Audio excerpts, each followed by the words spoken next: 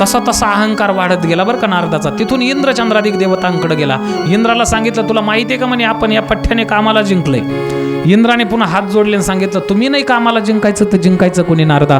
तिथून नारद उठलं बरं का. आता तरी गप्प बसावं का नाही. भगवान शिवजीकडे भोले बाबाकडे गेलं आणि भोले बाबाला सुद्धा म्हणू लागलं, ओ तुम्हाला माहिती आहे का पराक्रम तुमचा या मुलाचा.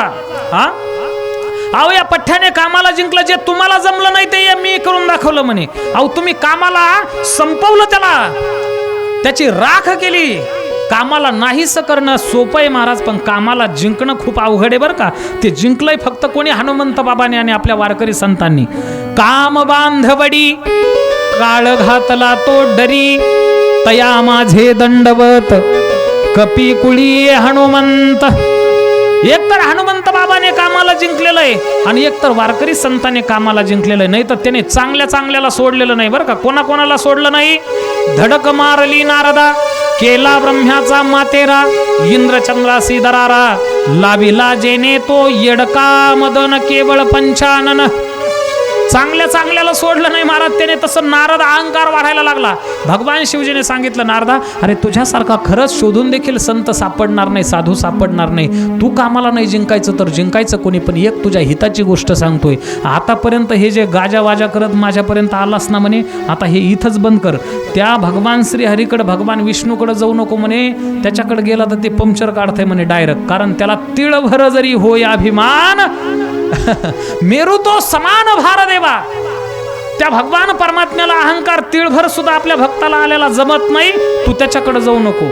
नारदाला वाटलं हे आपल्यावर जळायत लागलं काय की, स्मशानभूमीमध्ये राहतंय काय. गजचर्म पांघरलंय, व्याघ्रांबर धारण केलंय, हातामध्ये त्रिशूळ घेतलेलंय, गळ्यामध्ये रुंड माळाच काय घातलेली आहे, अमंगळ वेशधारी, पण याच्या डोक्यामध्ये अजिबात मेंदूचा पत्ता नाही म्हणे. आपल्यावर जळायला लागलं. हे कोण म्हणायला लागलं? नारद बरं का. नारद तिथून उठलं आणि उठल्याच्या नंतर भगवान श्रीहरीकडे गेलं. श्रीहरीने नारदाचं आगत स्वागत केलं, फुलं टाकली महाराज पुढं. नारदाला वाटलं आपला अधिकारच तसा झालाय म्हणे, आता कामाला जिंकलंय ना पठ्ठ्याने. हा जे भगवान शिवजीला जमलं नाही ते आपल्याला जमलंय, म्हणून भगवान परमात्मा आपलं सुंदर प्रकारचं स्वागत करतायत. बसण्याकरता आसन दिलं आणि आसन दिल्याच्या नंतर नारदाने महाराज जी गोष्ट करू नये ती केली. भगवान श्रीहरींना सांगितलं की हो प्रभू तुम्हाला माहिती आहे का म्हणे आपला अधिकार. हा या पठ्ठ्याने कामाला जिंकलं. भगवान परमात्म्याने ओळखलं की अहंकाराने याच्या अंतःकरणामध्ये प्रवेश केला आणि तो अहंकार याच्याकरता महाराज हा हितकारक नाही. आपण त्या अहंकारातून नारदाची मुक्तता करायला पाहिजे. म्हणून भगवान परमात्म्याने एक युक्ती केली महाराज. ऐका, नारद तिथून उठून निघून चालले आकाश मार्गाने. त्याच आकाश मार्गाने धरती मातेवरती सुंदर प्रकारचं भगवान परमात्म्याने एक मायावी नगर निर्माण केलं. आता इथून पुढे जे घडणार आहे ना ते सगळं मायावी बरं का. आता बघा खरं काहीच नाही, मृगजळासारखं मायावी. सुंदर प्रकारचं एक या श्रीनिवासपूर नावाच्या नगराचं निर्माण केलं भगवान श्रीहरींनी. त्यामध्ये एक शीलनिधी मायावी राज्य करत होता बरं का. त्यामध्ये स्वतः भगवान परमात्म्याने विश्वमोहिनीच्या स्वरूपामध्ये स्वरूप धारण केलेलं होतं. एक तर माझा भगवान परमात्मा दिसायला एवढा सुंदर, किती सुंदर. राजस कुमार मदनाचा पुतळा, रवी शेशिकळा लोपलिया, कस्तुरी मळवट चंदनाचे उटी, रुळे माळ कंठी वैजयंती. अरे कोट्यावधी सूर्य ज्याच्या मुखमंडलावरून वाळून फेकून द्यावेत बरं का. एवढं तेजपुण्य स्वरूप माझ्या भगवान परमात्म्याचं. आणि मला सांगा त्याने पुन्हा परत स्त्रीचं स्वरूप धारण केलंय. किती सुंदर दिसत असेल होते देव. हा एक तर अगोदरच दिसायला सुंदर, किती सुंदर होतं सांगू का. काय झालं, एकदा कामकाज उरकून भगवान गोपाल श्रीकृष्ण आपल्या महालामध्ये गेले.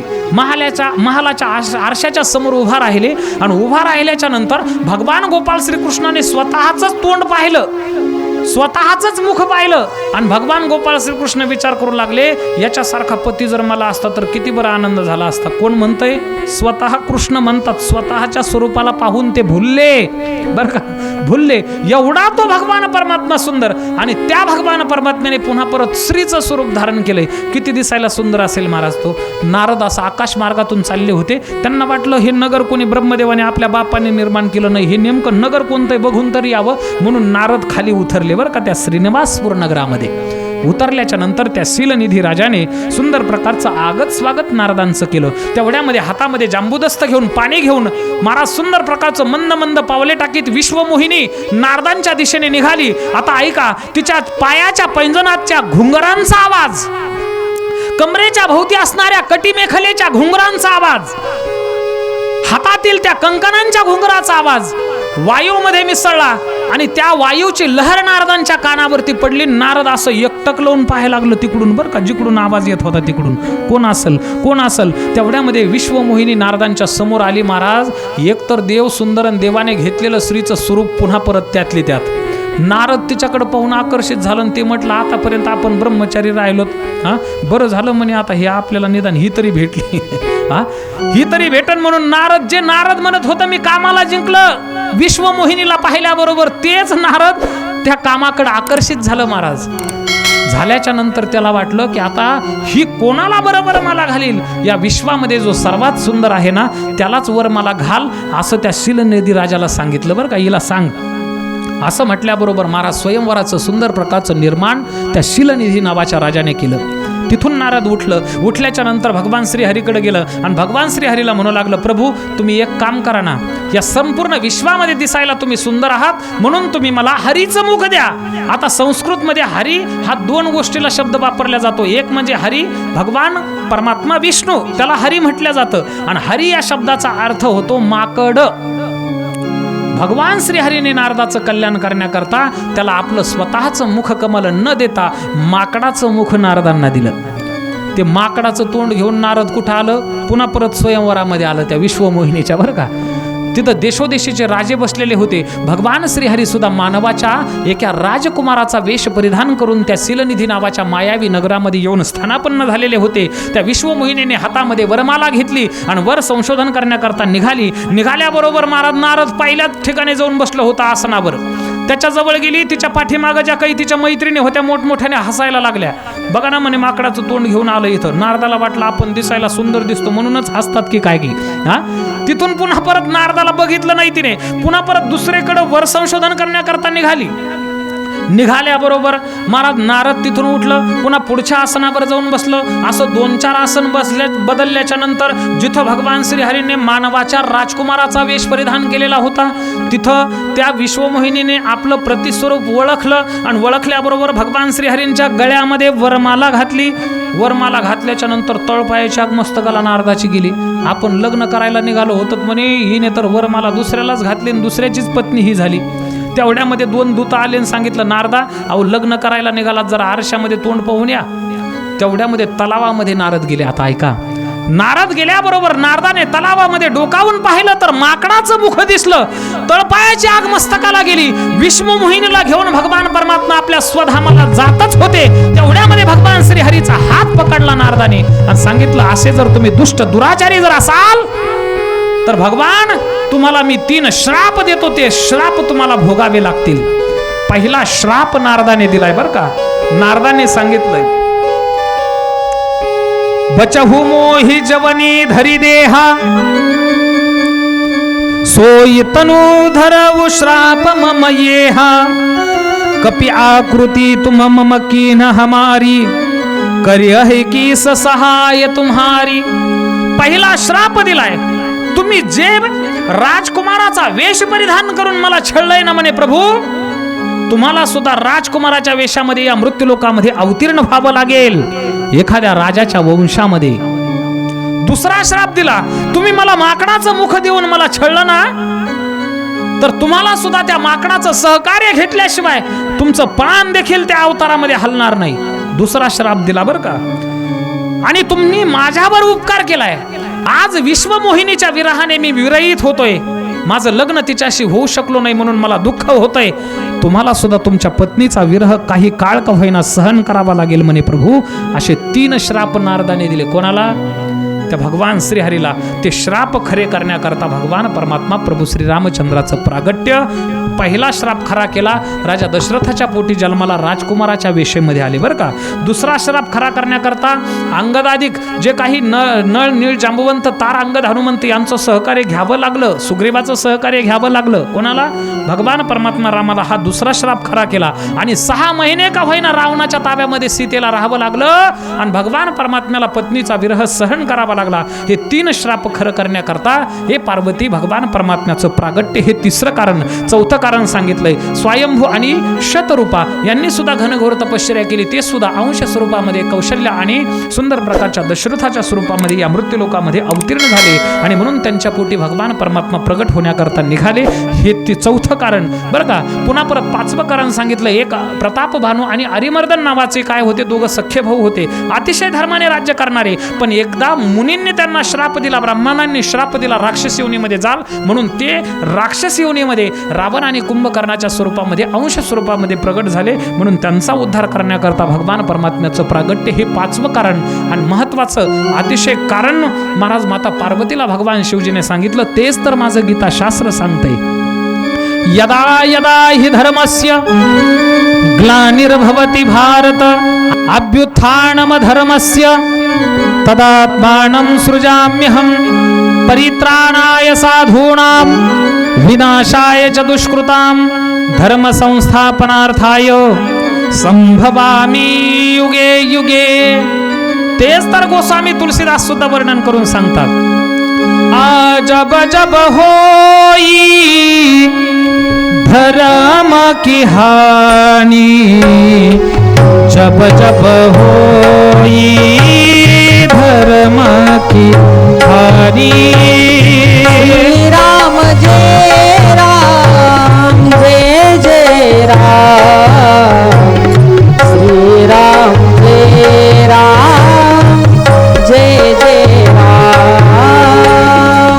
जब जब होई धर्म की हानि, जब जब होई धर्म की हानि, श्री राम जय राम जय जय राम, श्री राम जय राम जय जय राम.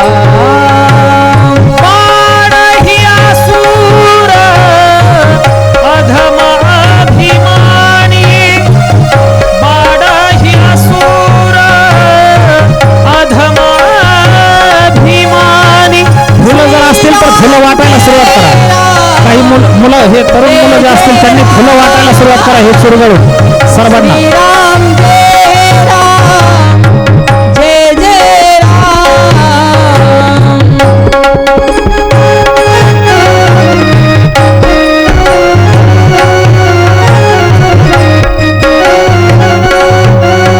फक्त दोघांनीच उठायचं, बाकीच्यांनी गडबड करायची नाही. सर्वांना लवकरात लवकर फुलं वाटावी.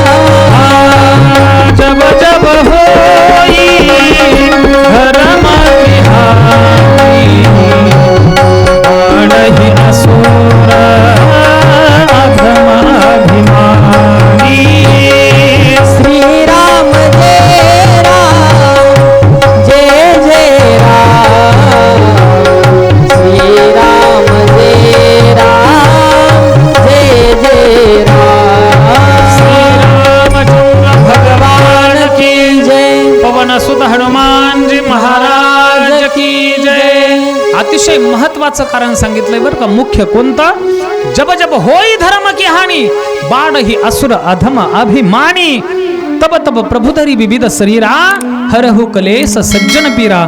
सज्जनांची पीडा हरण करण्याकरता आणि दुर्जनांचा संहार करण्याकरता या मृत्यूलोकामध्ये तो भगवान परमात्मा अवतीर्ण होतो ग. असं पार्वतीला सांगितल्याबरोबर पार्वती मातेने विचारलं की कोण असा दुर्जन होता की ज्यांचा त्याचा उद्धार करण्याकरता प्रभूंना अवतार घ्यावा लागला. त्यावेळेस पार्वती मातेला भगवान शिवजी त्या रावणाची सुंदर प्रकारची कथा सांगतायत बरं का. मीही तुम्हाला सांगतो ऐका. हे पार्वती, तुला माहिती आहे का, पौलस्त्य कुल उत्पन्न विश्रवा महामुनीचा पुत्र म्हणून जन्माला आलेला अतिशय बलाढ्य रावण कोण? राक्षसराचा राजा होता. वास्तविक पाहता हा जन्माला आला, लहानाचा मोठा झाला. कुठं जन्म झाला याचा जन्म झाला ऑस्ट्रेलिया प्रांतामध्ये. नीट लक्षात ठेवा बरं का. रावण कुठं जन्माला आला? ऑस्ट्रेलियामध्ये.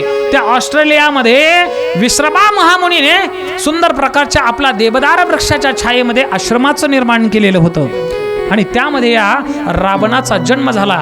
इकडून वडिलांकडून ब्राह्मण कुल उत्पन्न होता, पण आईकडून राक्षस कुल उत्पन्न राजा रावण होता बरं का. हा एवढा बलाढ्य होता. सत्ता, संपत्ती, विद्वत्ता, भक्ती आणि सामर्थ्य या पाचही तत्वाने परिपूर्णतम जीवन होतं महाराज राजा रावणाचं बरं का. सत्तेचा जर विचार केला तर तीनही लोकावरती सत्ता होती महाराज. स्वर्गलोक, मृत्यूलोक, पाताळलोक, तीनही लोकावरती आपलं साम्राज्य निर्माण केलेलं होतं. बरं, संपत्तीचा जर विचार केला तर महाराज तो संपत्ती सुद्धा त्याची सामान्य नव्हती.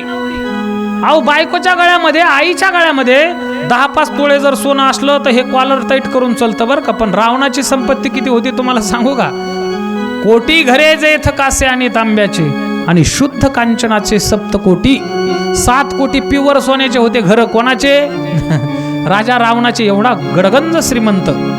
बरं, विद्वत्तेच्या बाबतीत जर आपण विचार केला तर ते काही असा रद्दी पुस्तकावरती PhD घेतलेली नव्हती बरं का त्याने.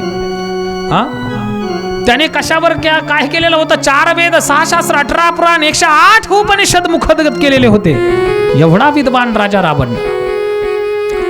त्याने रावण संहितेच्या माध्यमातून सुंदर प्रकारची शाबरी विद्या सुद्धा या संपूर्ण जगताच्या माध्यमातून प्रसारित केली. ऐका ना, याच्या पुढे जाऊन सांगू. त्याने शुक्ल यजुर्वेद आणि कृष्ण यजुर्वेद या 2 वेदांची निर्मिती केली. रावणाने निर्माण केलेले श्लोक, त्याने तयार केलेले श्लोक आमच्यासारखे 4-4 वर्षे संस्कृतच्या व्याकरणामध्ये घालून सुद्धा बरं का दत्ताभाऊ. आळंदी सारख्या ठिकाणी जोग महाराज वारकरी शिक्षण संस्थेमध्ये 4-4 वर्षाचं त्या संस्कृत व्याकरणामध्ये घालून सुद्धा आमच्या मुखाने ते नीट उच्चारण करता येत नाहीत. काय होतं त्याचं वाङ्मय तुम्हाला सांगू का? भवद भवन देहली विकटतुंड दंड हाती त्रुटून मुकुट कोटी फिर बदबदादी भिवू येते, हे त्याचं वाङ्मय होतं महाराज. एवढा विद्वान, प्रगाढ विद्वान. सत्ता, संपत्ती, विद्वत्ता. बरं, भक्ती त्याची काय अशी 2-2 किलो शब्दांना खाऊन एकादशी धरण्यापुरती नव्हती. त्याची भक्ती तुम्हाला सांगू का? एकदा ते असं रस्त्याने निघालं, एका दगडावर बसलं आणि त्याला असं मनामध्ये आलं की भगवान शिवजीला प्रसन्न करावं. त्याने आपल्या 10 शिरापैकी 1 शिर कापलं महाराज. ऐका कान उघडे ठेवून. त्याची भक्ती सांगतोय तुम्हाला. आपल्या 20 भुजांपैकी, हातांपैकी 1 हात कापला. त्या शिरामध्ये तो हात रोवला. आपल्या शरीरातल्या ज्या रक्तवाहिन्या होत्या, ज्या नसा होत्या, अशा ताड तोडून काढल्या. त्याची सुंदर प्रकारची विणा बनवली आणि त्या विण्याच्या झणकारामध्ये त्याने शंखरा राग गायला आणि भगवान शिवजीला प्रसन्न करून घेतलं. ही त्याची भक्ती होती महाराज. सत्ता, संपत्ती, विद्वत्ता, भक्ती. बरं, सामर्थ्य जर पाहिलं तर माता पार्वती आणि भगवान शिवजी सहित कैलास पर्वत त्याने आपल्या हाताने उचलला होता, बाहुबलाने उचलला होता. एवढा प्रगाढ असा सामर्थ्यशाली जर कोण असेल तर तो राजा रावण होता महाराज. सत्ता, संपत्ती, विद्वत्ता, भक्ती आणि सामर्थ्य या 5ही तत्वाने परिपूर्णतम जीवन होतं. त्याचं संपूर्ण जीवन पहा तुम्ही. त्याच्या जीवनामध्ये कुठेही तुम्हाला साधूची संगती दिसणार नाही, म्हणून त्याचं जीवन अधोगतीला गेलं. त्याने जिकडे तिकडे यज्ञ यागादिक कर्म बंद पाडले. अनेक प्रकारच्या ऋषीमुनींच्या हाडाचे, मांसाचे, ढिगारे निर्माण केले बरं का. त्याने कोणालाही नाव घ्यायचं नाही, कोणीही जपतप व्रत वैकल्याधिक साधनं करायचे नाहीत, कोणी पृथ्वी पर्यटन करायचं नाही, परमार्थ करायचा नाही. यज्ञ यागादिक कर्म जर जिथं चालले असतील तर त्याचे राक्षस यायचे आणि रक्त रेत त्या यज्ञामध्ये टाकून यज्ञाचा विध्वंस करायचे. पृथ्वीला सगळं सहन होतं हो, पण पृथ्वीला पापाचं ओझं सहन होत नाही. पाप वाढलं, अनाचार वाढला, अत्याचार वाढला. पृथ्वी मातेने आपल्या गायीचं स्वरूप धारण केलं आणि गायीचं स्वरूप धारण करून ब्रह्मदेवाकडे गेली. ब्रह्मदेवाने सांगितलं, मीच त्याला वरदान दिले, मी काही त्याच्या तावडीतून तुझी सुटका करणार नाही. इंद्राकडे गेली. इंद्राने सांगितलं मीच त्याच्या बंदी शाळेमध्ये पडलोय खिचपत, मी तुझी त्याच्यातून तावडीतून सुटका करू शकत नाही. तिथून पुढे भगवान शिवजीकडे सगळे देवता गेले. देवता गेल्याच्या नंतर भगवान शिवजीला सांगितलं की याच्यातून तुम्ही काय करा, आमची सोडवणूक करा. भगवान शिवजीने सांगितलं ते माझं भक्त आहे म्हणून मी त्याला मारू शकत नाही म्हणे. एक काम करू म्हणे, आपण भगवान श्री हरींना विनंती करू. सगळेजण भगवान श्री हरीच्या धामाला निघाले. पण भगवान शिवजीने अडवलं आणि सांगितलं थांबा, इथं जर आपण त्या भगवान परमात्म्याचं नामचिंतन केलं तर तो भगवान परमात्मा इथं प्रगट झाल्याशिवाय राहणार नाही. का? कारण हरी व्यापक सर्वत्र समाना, प्रेम ते प्रगट होई मै जाना, अगजगमय सब रहित विरागी, प्रेम ते प्रभू प्रगट ऐज मी आगी. तो भगवान परमात्मा प्रेमामुळे इथं सुद्धा प्रगट झाल्याशिवाय राहणार नाही. कारण तो भगवान परमात्मा प्रेमामुळे कुठेही प्रगट होतो महाराज, फक्त अंतःकरणामध्ये श्रद्धा पाहिजे. एकदा हिरण्यकश्यपूने विचारलं भक्त प्रल्हादाला, ए प्रल्हादा, अरे तुला कड्यावरून ढकलून दिलं तरी सुद्धा मरण यायला तयार नाही, तुला जळत्या चितेवरती बसवलं तरी सुद्धा तुला मरण यायला तयार नाही, तुझ्यावर विषाचा प्रयोग केला तरी सुद्धा तुला मरण यायला तयार नाही, हा तुला उकळत्या तेलाच्या कढाईमध्ये टाकलं तरी सुद्धा तुला मरण यायला तयार नाही. अरे ज्याच्या नामचिंतनाच्या जीवावर तू जगतोस ना, तो तुझा भगवान श्री हरी कुठे सांग ना. त्यावेळेस भगवान परमात्मा आणि त्याचा अनन्य भक्त असणाऱ्या भक्त प्रल्हादाने सांगितलं की ओ बाबा, तो कुठं नाही असं मला विचारा. का? कारण तो सर्वत्र संपूर्ण गगन जैसे, जसं आकाश सगळ्या बाजूला आहे कुठं जरी पाहिलं तरी, तसं तो माझा भगवान परमात्मा प्रत्येक ठिकाणी आहे. हो विठ्ठल जळी स्थळी भरला, रीता ठाव नाही उरला, आजी तो दृष्टीने पाहिला, विठ्ठलची विठ्ठल किंवा अयमी सर्व कल्पानाम श्रद्धेजिनो मतो मम मदभाव सर्व भूतेषु. प्रत्येक मातीच्या अणुरेणूमध्ये माझा तो भगवान परमात्मा भरून उरलाय. हो आणि असं म्हटल्याबरोबर त्या हिरण्यकश्यपूचं लक्ष एका खांबावर गेलं. देवाला वाटलं याच्या महालाला 80,000 खांब आहेत. किती हजार खांब होते? हिरण्यकश्यपूच्या महालाला किती खांब होते? 80,000. देवाला वाटलं हे कोण्या खांबावर लात मारील सांगता येत नाही. म्हणून त्या भक्त प्रल्हादाच्या प्रेमा खातर ऐका, सात्वस्मिन परम प्रेम रूपहा प्रेमस्तु प्रथमावस्था भाव इत्येची ते बुधहा, सात्वस्मिन परम प्रेम रूपहा. त्या भक्त प्रल्हादाच्या प्रेमा खातर माझ्या भगवान परमात्म्याने महाराज आपले 80,000 स्वरूप प्रगट केलेत प्रत्येक खांबामध्ये. आता कुठल्याही खांबावर लात मार म्हणावं, तिथं मी प्रगट झाल्याशिवाय राहणार नाही. परिणाम तुम्हाला माहिती आहे, खांबावरी लाथ मारिली दुर्जने, स्तंभी नारायण प्रगटले. खांबावर लाथ मारल्याबरोबर नरसिंह भगवंताने तिथं प्रगट होऊन काय केलं महाराज? त्या हिरण्यकश्यपूचा उद्धार केला. सांगायचं तात्पर्य, प्रेम जर असेल तर तो भगवान परमात्मा कुठेही प्रगट झाल्याशिवाय राहत नाही. आणि म्हणून सर्व देवतांनी प्रार्थना केली, श्रीरामा पुरुषोत्तमा नर हरे नारायणा केशवा, गोविंदा गरुडध्वजा गुणनिधे दामोदरा माधवा, श्रीकृष्ण कमलापते यदुपते सीतापते श्रीपदे, वैकुंठाधिपते चराचरपते लक्ष्मीपते पाहि माम. महाराज भगवान परमात्म्याची आराधना केली. भगवान परमात्मा प्रत्यक्ष प्रगट झाले नाही, पण आकाशवाणीच्या द्वारे सांगितलं, निर्भय होऊ देव समुदायी. ए समस्त देवतांनो, तुम्ही निर्भय व्हा. मी त्या रावणाच्या तावडीतून या धरणी मातेला सोडवण्याकरता या मृत्यूलोकामध्ये अवतार घ्यायला तयार आहे. तुम्ही सुद्धा मला सहकार्य करण्याकरता वानरांच्या स्वरूपामध्ये या मृत्यूलोकामध्ये अवतार धारण करा. महाराज वानराच्या स्वरूपामध्ये अवतार धारण करायला सगळे देवता निघाले बरं का. हा जांबुवंत स्वतः ब्रह्मदेव झाले, नळनीळ स्वतः भगवान विश्वकर्मा झाले बरं का, स्वतः हनुमंत बाबा भगवान शिवजी झाले. असे आपले आपले सुंदर प्रकारचे अवतार धारण करण्याकरता सगळे देवतागण गेले. आणि भगवान परमात्मा सुद्धा अवतार घेण्याकरता मृत्यूलोकामध्ये आले. कारण देव जर अवताराला यायचा असेल, संत जर अवताराला यायचे असतील, तर एक तर भूमी पवित्र असायला लागते बरं का. दुसरी गोष्ट, कुळ पवित्र असायला लागतं. पवित्र ते कुळ पावन तो देश. जेथे हरीचे दास किंवा भगवान परमात्मा हा अवताराला येत असतो. म्हणून भगवान परमात्मा इकडं तिकडं देश बघायला लागले. देश बघत असताना अमेरिकेला गेले, इंग्लंडला गेले, जपानला गेले बरं का. देवाचे अवतार इथंच का होतात? काही काही लोक आम्हाला विचारतात, महाराज देव जर सगळीकडे आहे तर मग तिकडं कसं काय जन्माला येत नाही? अहो ती भोगभूमी आहेत, त्या भोगभूमीमध्ये देव कसा अवताराला येईल? आणि ही खऱ्या अर्थाने देवभूमी आहे भारतभूमी म्हणजे बरं का. आणि म्हणून भगवान परमात्म्याचे इथंच नित्य नित्य अवतार होत असतात. आकाश मार्गामधून चालले, अयोध्येच्या वरून नेमकं चाललेलं असताना राजा दशरथ आणि कौशल्याच्या वरती लक्ष भगवान परमात्म्याचं गेलंय. भगवान परमात्म्याला वाटलं हे चांगले आहेत पण याचा वंश चांगला आहे का हे पाहावं, म्हणून भगवान परमात्म्याने महाराज तेव्हा सुंदर प्रकारच्या दशरथाचा वंश पाहायला सुरुवात केला बरं का. आता कुठून सुरुवात होती या राजा दशरथाच्या वंशाला? याला कोणी सूर्यवंश म्हणतं, याला कोणी सुंदर प्रकारचं रघुवंश सुद्धा नाव दिलेलं आहे, कोणी इक्ष्वाकु वंश म्हणून सुद्धा या वंशाला काय करतात म्हणतात. म्हणून भगवान परमात्म्याने महाराज संपूर्ण वंश चेक करायला सुरुवात केली बरं का. आता राजा दशरथाचा वंश सांगतो तुम्हाला. कुठून सुरुवात झाली या वंशाला? भगवान विष्णूच्या नाभी कमलापासून ब्रह्मदेवाची उत्पत्ती झाली. आता हे सगळे राजे ऐका बरं का, मी ज्यांचे नावं सांगेल ते कथा झाल्याच्या नंतर विचारल तुम्हाला, मला सांगायचं बरं का सर्वांनी. आता सगळे राजांची नावं सांगतो या वंशामध्ये झालेल्या. विष्णूच्या नाभी कमलापासून ब्रह्मदेवाची उत्पत्ती झाली. ब्रह्मदेवाच्या मनापासून मरीची नावाचे ऋषी जन्माला आले. मरीची ऋषींच्या सुंदर प्रकारच्या वंशामध्ये कश्यप ऋषी जन्माला आले आणि त्यांची दक्षकन्या आदिती सोबत विवाह झाला आणि त्याला सूर्य म्हणजे विभास्वान नावाचा पुत्र जन्माला आला. त्याच सूर्यामध्ये महाराज या वंशामध्ये सुंदर प्रकारचे 10 राजे जन्माला आले. कोणते कोणते? इक्ष्वाकु, नृग, शर्याती, दिष्ट, धृष्ट, करुष, नरिष्यंत, पृषध्र, नभग आणि कवी नावाचे हे 10 पुत्र जन्माला आले. त्यापैकी ज्येष्ठ इक्ष्वाकु होता. त्याच इक्ष्वाकूच्या नावावरून या रघुवंशाला इक्ष्वाकु वंश असं नाव पडलं. पुन्हा परत त्याच इक्ष्वाकूच्या वंशामध्ये पुढे सुंदर प्रकारचा विकुक्षी नावाचा पुत्र जन्माला आला. विकुक्षीचा पुरंजयाचा सुंदर प्रकारचा इंद्रपाचा अनेनाचा पृथू. याच पृथूच्या नावावरून या धरणी मातेला पृथ्वी असं नाव पडलं. त्याच पृथूच्या वंशामध्ये पुढे विश्वरंध्री नावाचा पुत्र जन्माला आला. विश्वरंध्रीचा चंद्राचा इवनाश्वाचा शाबस्त. हे सगळे ध्यानात ठेवा बरं का.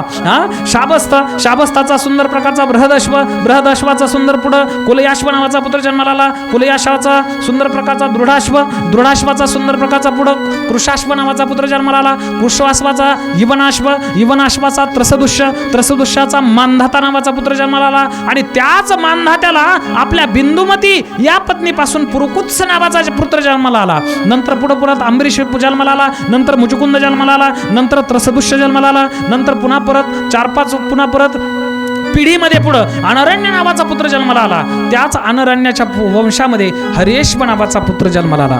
हरेशाचा सुंदर प्रकारचा अरुणाचा त्रिबंधाचा सत्यजिताचा त्रिशंकूचा सुंदर प्रकारचा हरिश्चंद्र नावाचा पुत्र जन्माला आला. आता या हरिश्चंद्राने महाराज स्वप्नामध्ये विश्वामित्राला दान दिलेली नगरी जागृतीमध्ये खरी करून दाखवली असा महान राजा याच वंशामध्ये जन्माला आला. त्याचा सुंदर प्रकारचा हरिश्चंद्राचा पुत्र रोहिताचा सुंदर प्रकारचा हरिताचा चंपाचा विजयाचा व्रकाचा सुंदर प्रकारचा सगर नावाचा पुत्र जन्माला आला. या सगराला 100 मुलं होते. ते 100 महामुलं ते कपिल महामुनींनी तिथं संपवले. म्हणून त्यांचा उद्धार करण्याकरता गंगा नदी या मृत्यूलोकावरती आणणं गरजेचं होतं. म्हणून त्याचे पुढच्या पिढीतले जे राजे त्यांनी प्रयत्न केला गंगेला आणण्याकरता. कोणी प्रयत्न केला. असमंजस नावाच्या पुत्राने प्रयत्न केला. त्याच्याने गंगा आली नाही. पुढे अंशुमान नावाचा पुत्र जन्माला आला. त्याच्याने गंगा आली नाही. पुन्हा परत दिलीप नावाचा पुत्र जन्माला आला. त्याच्याने ही गंगा आली नाही. आणि पुन्हा परत त्याच दिलीपाच्या वंशामध्ये राजा भगीरथ जन्माला आला. आणि त्याच भगीरथाने महाराज गंगा नदीला भगवान शिवजीची आराधना करून या मृत्यूलोकामध्ये आणलं आणि त्या 100 सगर पुत्रांचा उद्धार खऱ्या अर्थाने या भगीरथाने केला.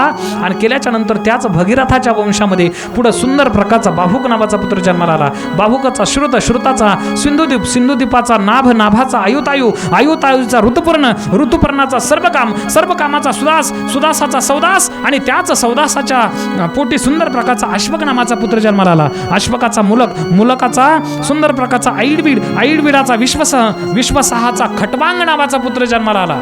आता या खटवांगाकडे महाराज 1 तास शिल्लक राहिला होता.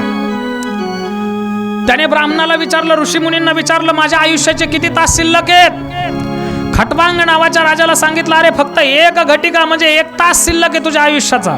अहो, हा राजा एवढा पराक्रमी होता, 1 तासामध्येच त्याने आपला उद्धार करून घेतला. 1 तास उरला खटवांग रायासी, भाग्यदशा कैसी प्राप्त झाली.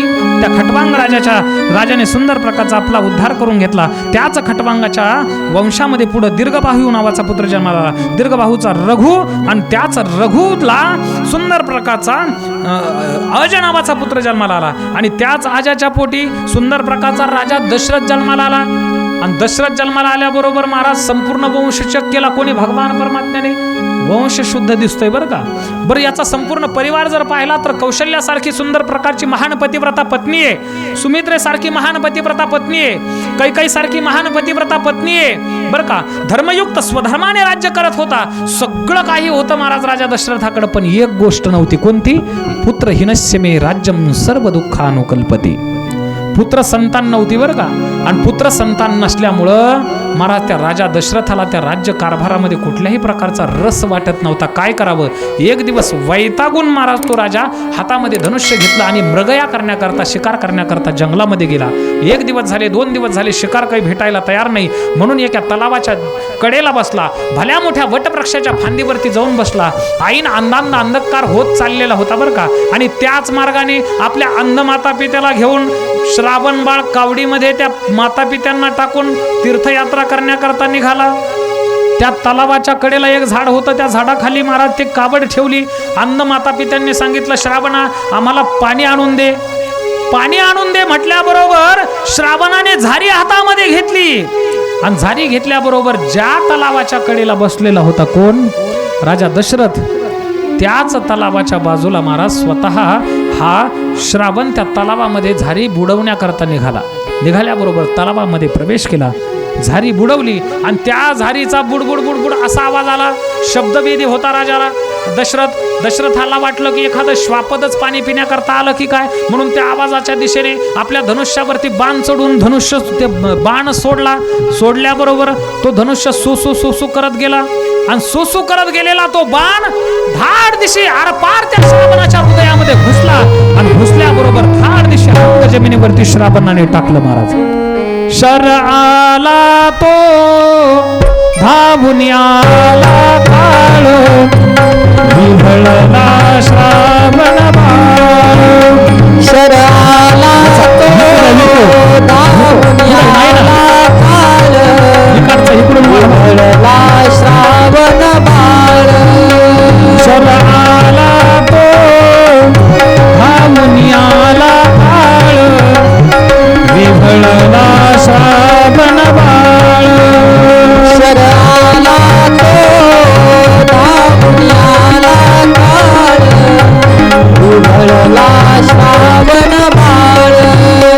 आई गे दीर्घ फोडून हाक, तो पडला जाऊन झोप. शर आला तो धावून आला काळ, विहळला श्रावण बाळ. ब्रह्मपुत्र बघुनी, ब्रह्मपुत्र बघुनी, शोकाकुलाले नयनी, शोकाकुलाले नयनी.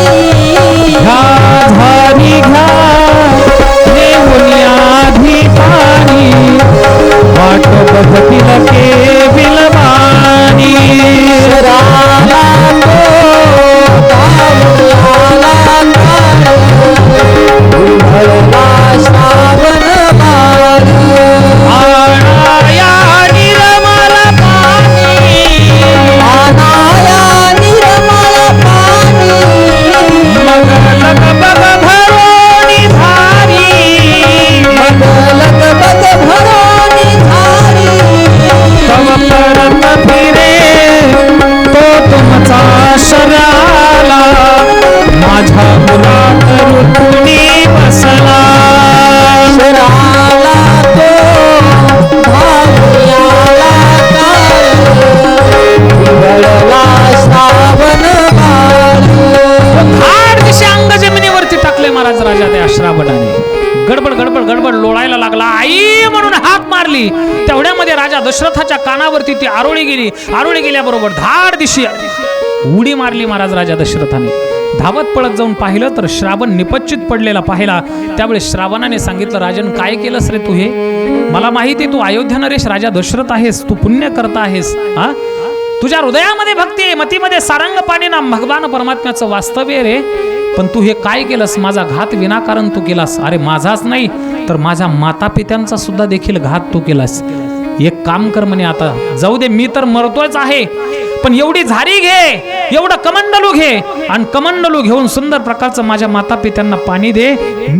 जोपर्यंत ते पाणी पिणार नाही तोपर्यंत तुझं नाव सांगू नकोस, नाही तर ते पाणीही पिणार नाही. राजा दशरथाने ती झारी श्रावणाच्या हातातून घेतली, श्रावणाला बाजूला टाकून दिलं. टाकून दिल्याबरोबर श्रावण मृत झाला. मृत झाल्याच्या नंतर महाराज इकडं ते झारी घेऊन राजा दशरथ श्रावणाच्या माता पित्याच्या जवळ आले. जवळ आल्याबरोबर राजा दशरथाच्या चरणाची चाहूल त्या अंध माता पित्याला लागल्याबरोबर ते अंध माता पिता म्हणायला लागले, आलास बाळा श्रावणा, ए श्रावणा आलास का तू? पण राजा दशरथाला सांगितलं होतं श्रावणाने एकही शब्द बोलू नकोस पाणी पिल्याशिवाय. राजा दशरथ काही बोलत नाहीत. आणि ज्या वेळेस कोण समोरून उत्तर देत नाही, येताना तर दिसतंय, म्हणून ते अंध माता पिता म्हणू लागले, श्रावणा अरे रात्री अपरात्री तुला पाणी मागितलं म्हणून तू आमच्यावर रागावलास का श्रावणा? तू जोपर्यंत बोलणार नाहीस तोपर्यंत एकही घोट आम्ही पाणी घेणार नाही. असं ज्यावेळेस म्हटले त्यावेळेस महाराज नाविलाज झाला राजा दशरथाचा. ओठाला झारी लावली आणि सांगितलं, मी तुमचा श्रावण नसून या देहाला राजा दशरथ म्हणतात आणि तुमच्या श्रावणाचा माझ्याकडून घात झाला. घात झाला असं म्हटल्याबरोबर धाड दिशी अंग जमिनीवरती दोघांनीही टाकलं. गडबड गडबड गडबड गडबड लोळायला लागले अंध माता पिता. काय म्हटलास राजा तू? काय म्हटलास? हे दुष्टा काय म्हटलास? आमच्या श्रावणाला तू मारलंस का? असा जर तू दुष्ट दुराचारी असशील तर ऐक म्हणे, अरे श्रावणाच्या विरहाने आम्ही एवढे विरहित झालोत, या शरीरामध्ये आता प्राण राहणे शिल्लक नाही. आणि तू जर असा दुष्ट असशील, अशा निरापराध आमच्या मुलाला जर तू मारला असेल, जसं आम्ही पुत्र पुत्र करून आता आमचा प्राण त्याग करतो आहोत, तसं तू सुद्धा पुत्र पुत्र करून मेल्याशिवाय राहणार नाहीस. श्रावणाने त्या श्रावणाच्या अंध माता पित्याने त्या राजा दशरथाला श्राप दिला आणि आपली आत्मज्योत ईश्वर ज्योतीमध्ये विलीन करून टाकली. तीनही प्रेतांना अग्नी डाग दिला. राजा दशरथाला दुःख वाटलं की 3 ब्रह्महत्या आपल्याकडून घडल्यात, पण कुठंतरी थोडासा सुखाचा अंकुर सुद्धा होता बरं का. एक तर पुत्र संतान होत नव्हती आणि यांचा श्राप काय होता, तुला पुत्राच्या विरहाने मरण येईल. ज्या अर्थी त्यांचा श्राप आहे, ब्रह्मश्राप आहे, तो खरा ठरेल. याचा अर्थ मला आता पुत्र संतान होणार. जाऊ द्या, पुत्राच्या विरहाने का मरण येईना, पण मला मुलं होतील. हा कुठेतरी सुखाचा एक आशेचा किरण राजा दशरथाला दिसला. पण ब्रह्महत्या घडलेल्या होत्या आणि ज्या राज्यामध्ये ब्रह्महत्या घडतात त्या राज्यामध्ये आवर्षण पडत असतं बरं का. त्या राज्यामध्ये दुष्काळ पडत असतो. घरी येऊन पाहिलं तर चौकड महाराज पाणी नाही, काही नाही. वृक्ष जे होते ते सुकून गेलेले, फळ जे होते लागलेले ते असेच खाली पडलेले. राजा दशरथाला दुःख वाटलं. कितीतरी कल्प निघून गेले तरी दुष्काळ संपायला तयार नाही. काय करावं काय करावं. शुक्राचार्यांनी पाणी आडं धरलेलं होतं कुठं, वर स्वर्ग लोकामध्ये, म्हणून पाऊसच पडत नव्हता.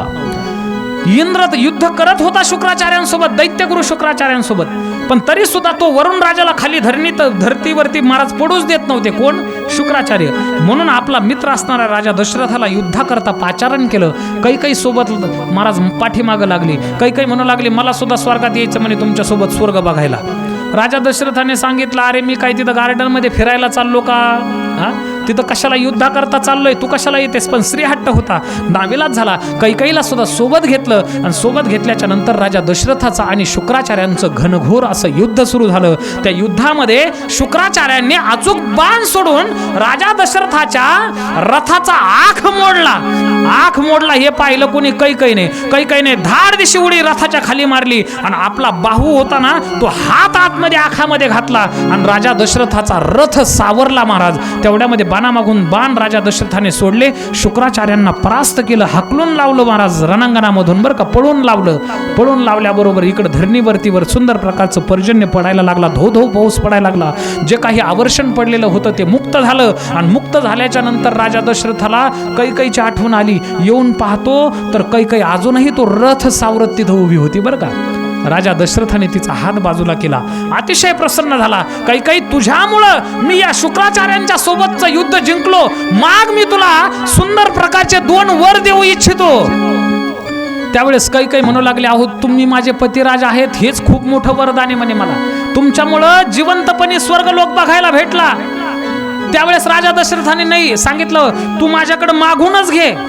कैकेयीने सांगितलं, एक काम करा ना, आता काही मला गरज नाही म्हणे, ज्या वेळेस मला लागतील त्यावेळेस मी तुमच्याकडून मागून घेईल. ते डिपॉझिट ठेवले बरं का कोणी. त्या कैकेयीने 2 वर कोणाकडे ठेवले? राजा दशरथाकडे. तसेच डिपॉझिट ठेवले. आणि राजा दशरथाला महाराज इंद्राने आगत स्वागत करून वाजत गाजत आपल्या राजसिंहासनावरती बसवलं. राजा दशरथ सामान्य नव्हता, अर्ध्य राजसिंहासन बसण्याकरता देत होता स्वर्गातला राजा इंद्र राजा दशरथाला. एवढा पराक्रमी राजा दशरथ स्वतः बसला, मान खाली घातलेली होती. त्या देवगुरु बृहस्पतींनी पाहिलं. देवगुरु बृहस्पतींनी विचारलं, राजन तू दुःखी का? त्यावेळेस राजा दशरथाने सांगितलं, पुत्र संतान नाही म्हणून मी दुःखी आहे. असं म्हटल्याबरोबर बृहस्पतींनी सांगितलं, तुम्ही पुत्र कामेष्टी नावाचा यज्ञ करा. पुत्र कामेष्टी नावाचा यज्ञ केला की तुम्हाला पुत्र संतान झाल्याशिवाय राहणार नाही. पण तो यज्ञ करत असताना विभंडकाचा मुलगा असणारा ऋषिशृंग त्याच्या हातातून तुम्ही सुंदर प्रकारचा यज्ञ करा. असं म्हटल्याबरोबर महाराज राजा दशरथ आपल्या स्वधामाला अयोध्येमध्ये आले. अयोध्येमध्ये आल्याच्या नंतर वशिष्ठ महामुनींच्या आश्रमामध्ये गेले. वशिष्ठ महामुनींना सुंदर प्रकारचा मुहूर्त काढायला सांगितला आणि लवकरात लवकर यज्ञाचं आयोजन महाराज प्रारंभ केलं. कोणी? राजा दशरथाने. सुंदर प्रकारच्या सप्तसमुद्राचं पाणी आणण्यात आलं. अनेक प्रकारच्या ज्या संविधा होत्या, वडाच्या संविधा होत्या, त्या यज्ञाकरता आणण्यात आल्या. पुन्हा परत पिंपळाच्या संविधा आणण्यात आल्या, चंदनाच्या संविधा आणण्यात आल्या. सुंदर प्रकारचं महाराज अनेक प्रकारच्या वृक्षाच्या संविधा तिथं घेऊन यायला लागले बरं का, रथामध्ये घालून. कोण? संपूर्ण अयोध्या गणवासी. सुंदर प्रकारच्या गायीच्या सेनाने भूमी सारवली, यज्ञवेदी निर्माण केली. आणि यज्ञवेदी निर्माण केल्याच्या नंतर वशिष्ठ महामुनींनी सांगितलं, राजा यज्ञाची सगळी तयारी झाली, आता विभांडकाचा जो मुलगा आहे ना ऋषिशृंग, त्या ऋषिशृंगाला घेऊन या म्हणे. त्या ऋषिशृंगाने महाराज श्रीच डोळ्याने पाहिलेली नव्हती बरं का कधी. 20 वर्षाचा झाला, ऐन तारुण्यामध्ये आला, पण डोळ्याने श्री बघितली नव्हती. कारण हरिणीच्या गर्भामधून त्याची उत्पत्ती होती विभांडकाचा पुत्र म्हणून. त्याने स्त्री आपल्या डोळ्याने पाहिली नव्हती. तेवढ्यामध्ये अप्सरा नृत्य करत त्या ऋषिशृंगाला महाराज भुलवून राजा दशरथाकडे आणण्याकरता आल्या. सुंदर प्रकारचं नृत्य करू लागल्या. अप्सरा पुढं, शृंगी पाठीमाग, अप्सरा पुढं, शृंग पाठीमाग, असं बघता बघता अयोध्येमध्ये भुलवून त्याला आणलं. आणल्याबरोबर आपली मानस कन्या शांता नावाची, त्या शांता नावाच्या कन्येसोबत त्या ऋषिशृंगाचा विवाह केला आणि ऋषिशृंगाला अध्यक्षस्थानी बसून यज्ञाला सुरुवात केली बरं का. आता आहुत्या मागून आहुत्या पडायला लागल्या. वेदाच्या उद्घोषामध्ये यज्ञाला प्रारंभ झाला. ओम स्वस्ति न इंद्रो वृद्धश्रवाः स्वस्ति न पूषा विश्ववेदाः स्वस्ति नस्तारक्षो अरिष्टनेमि स्वस्ति नो बृहस्पतिर्दधातु. ओम गणानान्त्वा गणपतिगुं हवामहे ओम निधिनान्त्वा निधिपतिगुं हवामहे ओम प्रियानान्त्वा प्रियपतिगुं हवामहे ओम यज्ञेन यज्ञमयं देवास्तानि धर्माणि प्रथमान्यासन्तेहं नकं सचन्द पूर्वे साध्या सन्ति देवाः. ओम राजाधिराजाय प्रसयसाहिने नमो वयं वैश्रवणाय कुर्महे. समे कामान काम कामाय मह्यं कामेश्वरो वैश्रवणवो ददातु. कुबेराय वैश्रवणाय महाराजाय नमः. ओम स्वस्ति साम्राज्यं भोजं स्वराज्यं वैराज्यं पारमेष्टं राज्यं महाराज्यमाधिपत्यमयं समन्तपर्यायी स्यात्. ओम शरवाय सितमूर्तये नमः स्वाहा. ओम भवाय जलमूर्तये नमः स्वाहा. ऋषिशृंगाकरवी महाराज आहुत्या मागून आहुत्या पडायला लागल्या. 1 दिवस झाला, 2 दिवस झाले, 3 दिवस झाले, यज्ञ पूर्णाहुतीच्या दिशेने निघाला. ओम महादेवाय सोममूर्तये नमः स्वाहा. ओम ईशानाय सूर्यमूर्तये नमः स्वाहा. ओम अग्निनारायणाय नमः स्वाहा. ओम यज्ञनारायणाय नमः स्वाहा. ओम यज्ञपुरुषाय नमः स्वाहा. ओम आदित्याय नमः स्वाहा. ओम सोमाय नमः स्वाहा. ओम होमाय नमः स्वाहा. ओम बुधाय नमः स्वाहा. ओम राहवे नमः स्वाहा. ओम मासाय नमः स्वाहा. ओम पक्षये नमः स्वाहा. महाराज 1 दिवस झाले, 2 दिवस, 6 दिवस झाले, यज्ञ पूर्णाहुतीच्या दिशेने निघाला. आणि ज्या वेळेस पूर्णाहुती पडणार त्यावेळेस वेदाच्या उद्घोषामध्ये पूर्णाहुती टाकायला लागले. कोण? ऋषिशृंग. ओम पक्षये नमः स्वाहा. ओम नक्षत्राय नमः स्वाहा. ओम राशये नमः स्वाहा. ओम सर्वदेवाय नमः स्वाहा. पूर्णाहुती पडली आणि त्या पूर्णाहुतीचा परिणाम साक्षात यज्ञ नारायण त्या यज्ञामधून प्रगट झाले. यज्ञ नारायण भगवान की जय. हातामध्ये पायस पात्र घेऊन बरं का, प्रसाद घेऊन प्रगट झाले. प्रगट झाल्याच्या नंतर त्या ऋषिशृंगाच्या तपाची ख्याती महाराज स्वतः मूर्तिमंत यज्ञ नारायण आज स्वतः ऋषिशृंगाला म्हणू लागले, शृंगा अरे खरंच तू महान तपस्वी आहेस आणि तुझ्या या सुंदर प्रकारच्या यथोचित यज्ञामुळेच मी इथं प्रसन्न झालो. एक काम कर, तुझे जे यजमान आहेत ना राजा दशरथ, त्या राजा दशरथाच्या 3ही राण्यांना हा प्रसाद समभागामध्ये वाटून दे. निश्चित त्यांना पुत्रप्राप्ती झाल्याशिवाय राहणार नाही. यज्ञ नारायणाने प्रसाद दिला, पण एक धोका सांगितला बरं का, जर विलंब लागला तर विलंब लागता विघ्न ओढवेल. जर विघ्न लागला प्रसाद खाण्याकरता तर निश्चित विघ्न ओढवल्याशिवाय राहणार नाही, असं म्हणून यज्ञ नारायण तिथंच दैदिप्यमान महाराज सुंदर प्रकारचे यज्ञामध्ये गुप्त झाले. आणि गुप्त झाल्याच्या नंतर ऋषशृंगाने 3 समान भाग केले. राजा दशरथाकडे ते भाग दिले आणि सांगितलं आपल्या 3ही राण्यांना द्या. असं म्हटल्याबरोबर राजा दशरथीने ज्येष्ठ म्हणून प्रथमतः कौशल्येला दिला, नंतर सुमित्रेला दिला आणि सरते शेवटी सगळ्यात शेवटी कैकेयीला दिला. आणि तेवढंच नेमकं महाराज तिला राग आला बरं का. ती म्हटली आपण आवडती राणी आहोत, आपण भोग राणी आहोत. कोणाची? राजा दशरथाची. आपण स्वर्ग लोकामध्ये सुद्धा याच्या सोबत गेलतो आणि मला अगोदर का दिला नाही, कौशल्येला का बरं अगोदर दिला, म्हणून विलंब लागला बरं का. आता ऐका, विलंब लागला त्याचा परिणाम एक घृताची नावाची अप्सरा घारीच्या वेशामध्ये महाराज नेमके घिरट्याच मारत होती. इंद्र दरबारी मद्य पिऊन दारू पिऊन नृत्य केलं म्हणून त्या इंद्राने तिला श्राप दिला होता की जा अशीच घिरट्या मारत फिरत राहशील म्हणून. तेव्हापासून महाराज ती या प्रसादाची वाट बघत होती बरं का. इंद्राने उपश्राप दिला होता, तुला ज्या प्रसादाने राम प्रगट होतील तो प्रसाद खायला भेटला की तुझा उद्धार होईल. तेव्हापासून नेमकी या प्रसादाचीच वाट बघत होती. आणि कैकेयीच्या हातामधला तिने तो प्रसाद पाहिला आणि पाहिल्याबरोबर पिंड घारीने झडपिला, अंजनीने तो शेविला. त्या कैकेयीच्या हातामधून त्या घारीने पिंड झडप मारून घेतला आणि घेतल्याबरोबर आकाश मार्गाने निघाली. वायूच्या मदतीने महाराज तो पिंड त्या घारीच्या मुखातून त्या अंजनीय पर्वतावरती अंजनी माता भगवान शिवजी पुत्र म्हणून प्राप्त व्हावे म्हणून तपश्चर्या करत होती. आणि नेमका त्या अंजनी मातेच्या उंजळीमध्ये जाऊन पडला. तो भगवान परमात्म्याचा प्रसाद म्हणून तिने तो भक्षण केला. आणि भक्षण केल्याबरोबर अंजनीच्या तपासाठी महारुद्र आले पोटी. तिकडे हनुमंतरायाचा तिकडे जन्म झाला बरं का अंजनीच्या पोटी, याच प्रसादामुळं की ज्या प्रसादामुळं राम लक्ष्मणाचा जन्म होणार आहे. सुंदर प्रकारचं महाराज आता ही मोठमोठ्याने रडायला लागली. प्रसाद घेऊन गेली ना घार, मोठमोठ्याने रडायला लागली. आता ह्या ज्या काही माझ्या कोण आहेत, सवती आहेत, ह्या माझ्या कौशल्य आणि सुमित्रा या प्रसाद खातील, यांना पुत्र होईल, राजा दशरथाचं प्रेम यांच्यावर बसल, आता मी राजा दशरथाची नावडती होईल म्हणून मोठमोठ्याने महाराज छाती बडवू बडवू रडायला लागली. कोण? ही कैकेयी. तेवढ्यामध्ये या दोघींना तिची महाराज थोडीशी चिंता वाटायला लागली. त्या दोघींनी आपल्या त्या प्रसादामधला अर्धा भाग काढला आणि त्या कैकेयीच्या हातामध्ये ठेवला. ते 2ही प्रसादाचे तुकडे कैकेयीने खाल्ले. महाराज कमंडलू मधलं पाणी पाजलं त्या वशिष्ठांनी, तेव्हा कुठंतरी ते आतमध्ये गेले.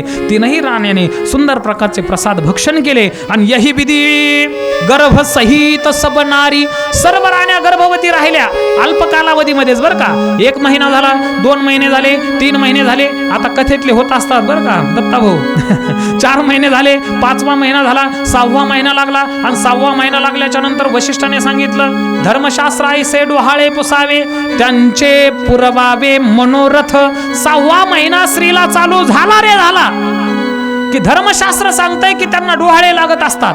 आता आपले डोहाळे वेगळे, महाराज त्यांचे डोहाळे वेगळे बरं का. आपले डोहाळे काय सांगाव, कोणाला आंबट चिंचच खावी वाटते. मग हे चित्र विचित्र का जन्माला येते हे असे कार्टे. कोणी कोणी तर महाराज शेतातले ढेकळं सुद्धा खातात असं म्हणतात बरं का. आपल्याला अनुभव नाही. माती सुद्धा खात्यात. बरं आता हल्ली ते शेतातली माती सोडून दिली, दुकानामध्ये माती विकायला विकत भेटते महाराज, ती माती आणून खातात. हे तुमचे आमचे डोहाळे आहेत म्हणून हे असे चित्र विचित्र जन्माला येतात. डोहाळे कसे असावेत सांगू का. अरे राजमाता जिजाबाई साहेबांना डोहाळे झाले. शहाजी राजांनी विचारलं जिजाबाई साहेबांना, हे जिजे काय डोहाळे होतात तुला. जिजाबाई साहेबांनी सांगितलं की काय डोहाळे होतात सांगू का नाथ. असं वाटतं या गिरीकंदरामध्ये या पर्वतामध्ये घोडा फेकावा, त्या घोडावरती मांड मारावी आणि ज्या यवनांनी आच्छाद मांडलाय ना या आपल्या भारत भूमीमध्ये, त्या यवनांचे धडा वेगळे शिर करावे आणि पुन्हा परत हिंदुस्थानाचं हिंदवी स्वराज्य निर्माण करावं, हे डोहाळे मला होतात. आणि म्हणून तर पुढे छत्रपती शिवाजी महाराजांसारखे राजा जन्माला आले महाराज. हे डोहाळे कोणाचे होते? जिजाबाई साहेबांचे होते, तुमच्या आमच्या सारखे नव्हते. डोहाळे लागतात. धर्मशास्त्र सांगतंय 6व्या महिन्यामध्ये डोहाळे लागल्याच्या नंतर पतीने ते पुरवायचे असतात. राजन तू लवकरात लवकर डोहाळे विचारून ये. राजा दशरथ उठला, कौशल्याच्या त्या कैकेयीच्या महालामध्ये गेला तर ही मंचकी बैसली होती ती पापीन, देखताची नयनी पहुडली. राजा दशरथाच्या चलनाची चाहूल लागल्याबरोबर महाराज तिने झोपेचं सोंग केलं बरं का. हे वाजू नका, हे दिदी वाजू नका आत्ताच. झोपेचं सोंग केलं आणि सोंग केल्याबरोबर त्यावेळेस राजा दशरथाने विचारलं काय तुला डोहाळे होतात. त्यावेळेस कैकेयीने सांगितलं काही नाही, ज्येष्ठासी धाडावे दुरी दिगंतरा, त्यांचा समाचार नाही आम्हा, आणि कनिष्ठासी द्यावे राज्यपद. जो ज्येष्ठ म्हणून जन्माला येईल त्याला कुठंतरी लांब वनवासामध्ये पाठवावं, आणि जो कनिष्ठ म्हणून जन्माला येईल त्याला राज्याभिषेक करावा. हे डोहाळे होतात. तिचे ते डोहाळे ऐकल्याबरोबर महाराज नाराज झाला. तिथून कसा बसा स्वतःला सावरत उठला, सुमित्रेच्या महालामध्ये गेला. सुमित्रेचा भाव पाहून अतिशय आनंद वाटला. विचारलं काय डोहाळे होतात? काही नाही, जो ज्येष्ठ म्हणून जन्माला येईल त्याची सेवा माझ्या मुलाने करावी, एवढीच माझी इच्छा आहे. असे तिचे डोहाळे ऐकल्याबरोबर ते आनंद वाटला राजा दशरथाला. तिथून उठला, कौशल्याच्या मंदिरामध्ये गेला. तर कौशल्या माता रामरूप झाली, कौशल्या माऊली. अरे जिच्या उदरामध्ये निर्गुण निराकार परब्रह्माने वास्तव्य केलेलं होतं, 6 महिने झालेले होते, भगवान परमात्मा अंतर्धान पावलेले होते. कुठं? पोटामध्ये. ती राम स्वरूपामध्ये तल्लीन होती. तेवढ्यामध्ये कौशल्याला विचारलं काय टोलला, तुला डोहाळे होतात? त्यावेळेस कौशल्या माता बडबड करायला लागली बरं का. त्या तंद्रीमध्येच काय म्हणू लागली, आणि रे धनुष्य मारीन रावणा, लंका विभीषणा देईन मी. लवकरात लवकर ते धनुष्य कुठे आणा म्हणे, मी लवकरात लवकर त्या रावणाला मारील आणि बिभीषणाला लंकेचा राजा करील. असं म्हटल्याबरोबर याला वाटलं हिला आता भूतानेच झडपलं दिसतंय, आणि खरोखर भूतानेच झडपलं होतं महाराज. हा, पण हे भूत काय असं लिंबाने नारळाने उतरण्यालायक नव्हतं महाराज. हे भूत एवढं डेंजर होतं, पंढरीचे भूत मोठे, आणि आल्या गेल्या झडपी वाटे ते पंढरपूरचं काळं भूत होतं महाराज. ते आतमध्ये बसलेलं होतं तिच्या उदरामध्ये. राजा दशरथ घाबरला, वशिष्ठाला बोलवण्यात आलं. वशिष्ठाने ती ज्या भाव समाधी होती त्या समाधीमध्ये जाऊन आतमध्ये प्रवेश करून पाहिलं, आणि राजा दशरथाला सांगितलं, राजन घाबरू नकोस, अरे साक्षात निर्गुण निराकार परब्रह्म तुझ्या पोटी जन्माला येणारे, तू भाग्यवान आहेस. असं सांगितल्याबरोबर महाराज अतिशय आनंद वाटला. 6 महिने झाले, 7 महिने झाले, 8 महिने झाले, 9 महिने झाले बरं का. 9 महिने झाले, 9 दिवस शिल्लक राहिले, आणि ती तिथी जवळ जवळ यायला लागली बरं का. कोणती? सगळ्याला फुलं वाटलेत का? वाटलेत ना? मी सांगेल त्यावेळेस सगळ्यांनी टाकायच्यात बरं का. 9 दिवस शिल्लक राहिले, सगळ्या तिथ्या भगवान परमात्म्याच्या जवळ आल्या, आणि भगवान परमात्म्याला विचार करू लागल्या. कोणत्या कोणत्या तिथ्या आल्या? 9वी तिथी मधुमास पुनीता, शुक्ल पक्ष अभिजित, 9वी तिथी मधुमास पुनीता, शुक्ल पक्ष अभिजित हरिप्रीता,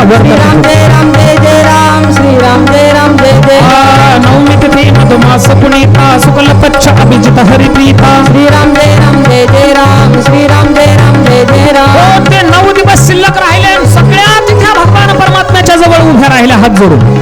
प्रत्येक तिथीने आपल्या आपल्या महिमेचं वर्णन करून सांगितलं बरं का. कोणत्या कोणत्या तिथे आल्या? प्रतिपदा आली, द्वितीय आली, तृतीय आली, चतुर्थी आली, पंचमी आली, षष्ठी आली, सप्तमी आली, अष्टमी आली, 9वी आली, 10वी आली, एकादशी आली, द्वादशी आली, त्रयोदशी आली, चतुर्दशी आली, पौर्णिमा आली, अमावस्या देखील आली. आणि भगवान परमात्म्याला विनंती करू लागले की प्रभू तुम्ही माझ्यामध्ये जन्माला या. आपल्या आपल्या महिमेचं वर्णन करायला सांगितलं. प्रतिपदा म्हणू लागली माझ्यापासून या संपूर्ण नववर्षाला प्रारंभ होतोय प्रभू, म्हणून तुम्ही माझ्यामध्ये जन्माला या.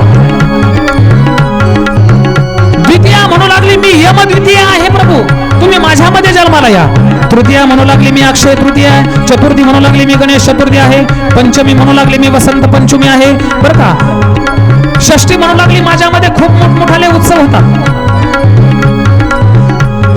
सप्तमी म्हणू लागली प्रभू माझ्यामध्ये शीतलाजीची पूजा करतात. अष्टमी म्हणू लागली मी गोपाष्टमी आहे. 10वी म्हणू लागली प्रभू मी तर दसरा आहे. एकादशी म्हणू लागली मी हरिदिनी आहे. द्वादशी म्हणू लागली मी वामन द्वादशी आहे. त्रयोदशी म्हणू लागली मी धन त्रयोदशी आहे. चतुर्दशी म्हणू लागली मी नृसिंह जयंती आहे. पौर्णिमा म्हणू लागली मी शरद पौर्णिमा आहे. अमावस्या म्हणू लागली मी तर प्रभू दीपावली आहे.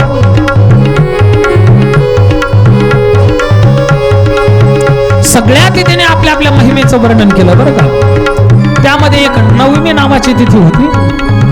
त्या 9वी नावाच्या तिथीकडे भगवान परमात्म्याचं लक्ष गेलं, आणि ती 9वी तिथी म्हणायला लागली प्रभू माझी कुठली महिमाच नाही तर मी काय महिमा तुला सांगू. भगवान परमात्म्याने विचारलं तुझी कुठली महिमा नाही का? एक काम कर म्हणे, अरे जिनकी कोई महिमा हो उनकी महिमा बढ़ाने में क्या आनंद है. आज जिनकी कोई महिमा ही नहीं है ना उसी की महिमा हम बढ़ा देते हैं. म्हणून भगवान परमात्म्याने निर्णय घेतला 9वी तिथी मधुमास पुनीता शुक्ल पक्ष अभिजित हरिप्रीता. श्रीराम जय राम जय जय राम. 9वी तिथी मधुमास पुनीता शुक्ल पक्ष अभिजित हरिप्रीता. श्रीराम जय राम जय जय राम. श्रीराम जय राम जय जय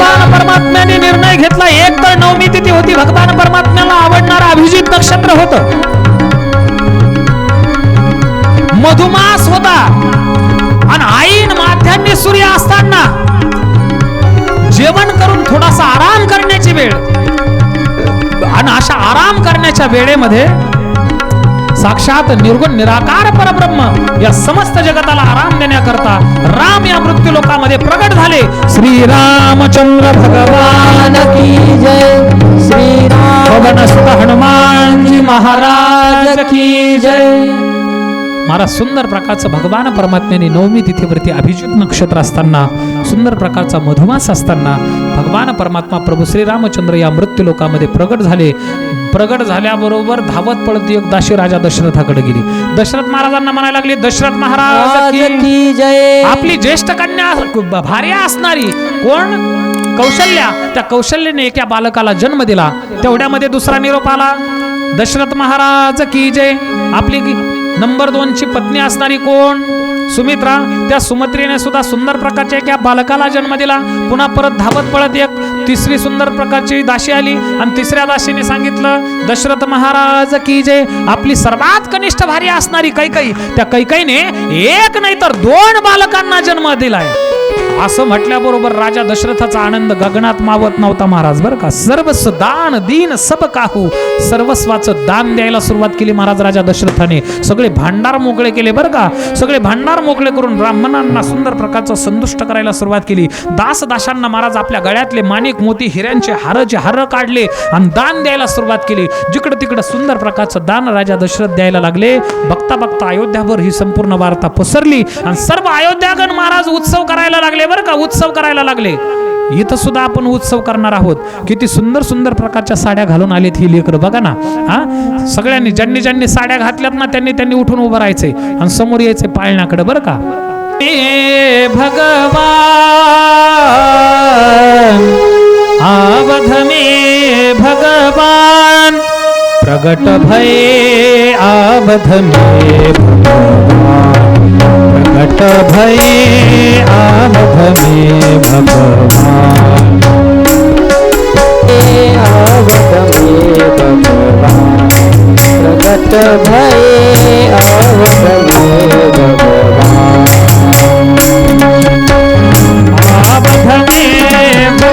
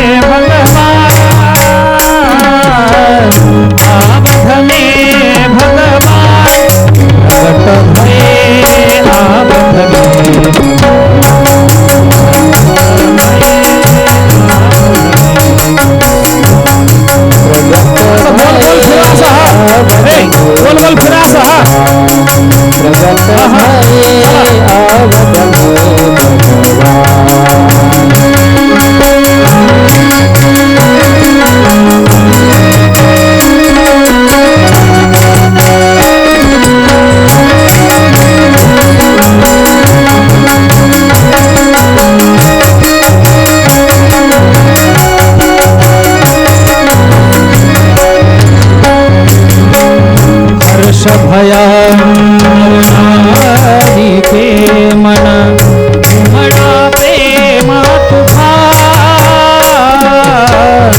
उमड़ा प्रेम तुफान काल कराल के बंध हटाने काल कराल के बंध हटाने अवतार अवतार महान प्रगट भये आवध में भगवान प्रगट भये आवध में भगवान. बोल बोल बोल बोल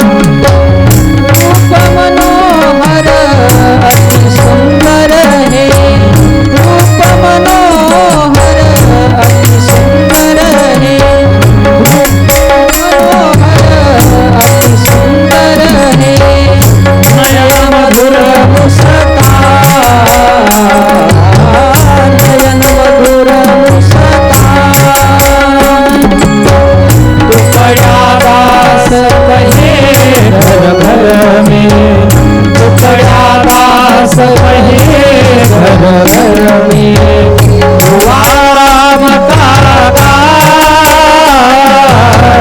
हुआ राम का काज, छठ भये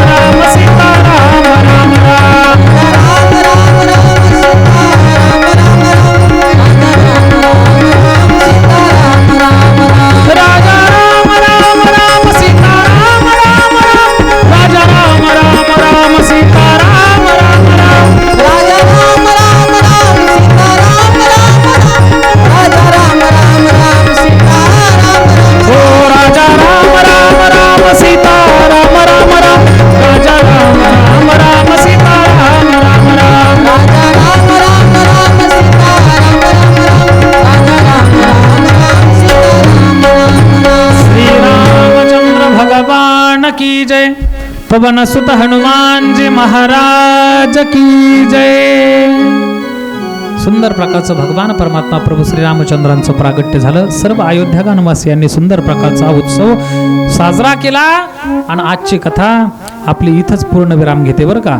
आता एकदा आपण थोडक्यात फक्त 1 मिनिटामध्ये पाळणा म्हणू आणि पाळणा म्हणून आपण 5 सुवासिनी स्त्रिया समोर या.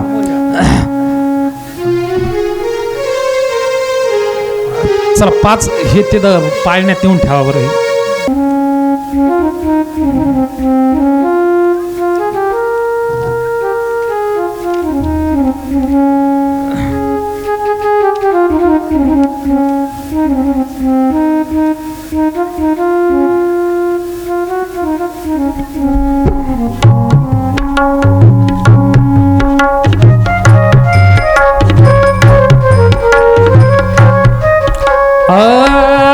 बाळा जो जो रे कुलभूषणा दशरथ नंदना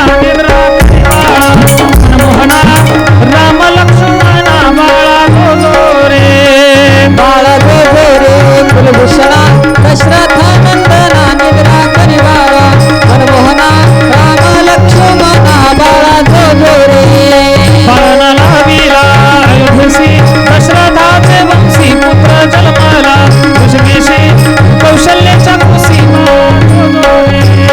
बाळा जो जो रे कुलभूषणा दशरथ नंदना निद्रा करिवाळा मनमोहना राम लक्ष्मणा. बाळा जो जो रे विश्वव्यापक रघुराया निद्रा करिता सखया तुझ बंडी करुणिया सांगिना पुलिकाया. बाळा जो जो रे, बाळा जो जो रे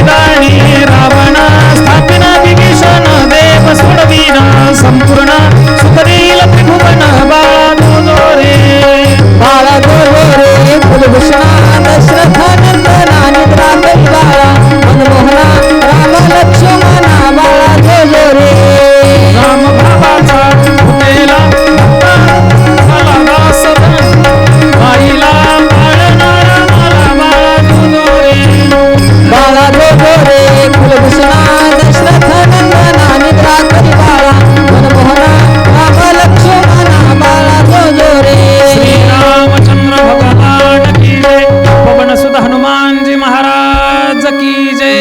ऐका इथंच आपली आजची कथा पूर्णविराम घेते.